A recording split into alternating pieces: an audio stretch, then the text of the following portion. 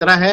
यदि हम बात यदि हम बात इलेक्शन आयोग की करें, यदि हम बात आज इंस्टीट्यूशन जो भारतीय स्टेट बैंक है, जिसमें आज तक कभी कोई किसी तरह का विवाद में नहीं पड़े।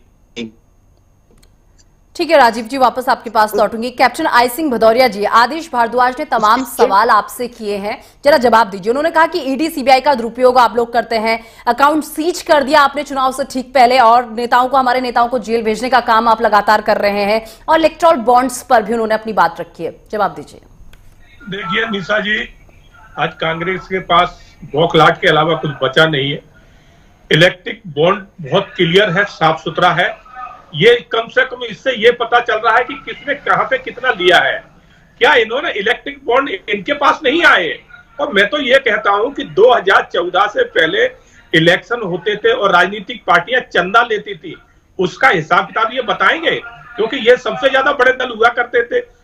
केंद्र में भी सत्ता इनकी रहती थी, प्रांतों में भी इनकी रहती थी, तो उस टाइम इनके पास चंदा आया तो उसका लेखा जोखा कुछ है इनके पास? नहीं है, क्योंकि वो पूरा इनके पास नंबर 1-2 में आता था।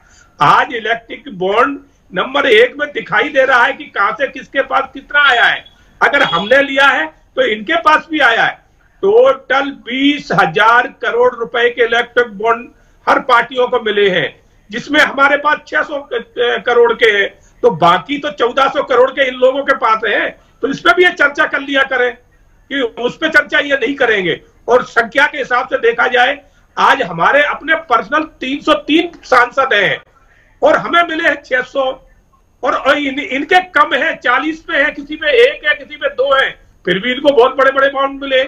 तो इस पे भी ये कभी कर लिया करें, मगर इस पे नहीं करेंगे। अब इन्होंने कहा था कि नरेंद्र सिंह तोमर के बेटे के, नरेंद्र सिंह तोमर के ऊपर यह आरोप तब लगाया गया जब वो चुनाव लड़ रहे थे मध्य प्रदेश से विधानसभा का, और ये फेक वीडियो बना के उनकी छवि खराब करने के लिए कि किसी तरह से उनको हराया जाए, जिससे उन्हें कहने के लिए मुद्दा मिल जाए कि देखिए कितने बड़े केंद्रीय मंत्री भ्रष्टाचार में लिप्त थे, इसलिए वो हार गए। और इस आज दिन तक उस वीडियो को ये साबित नहीं कर पाए। अगर हमारे नेता के ऊपर कोई आरोप था तो आप साबित करके दिखाइए, आप कोर्ट में जाइए।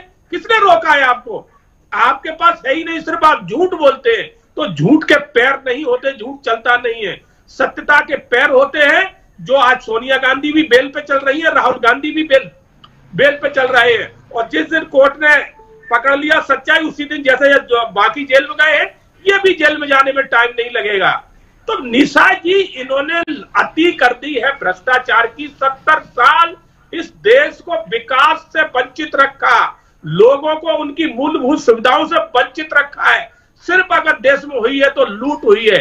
आज वही विकास क्यों हो रहा है जो हमने 10 साल में करके दिखाया?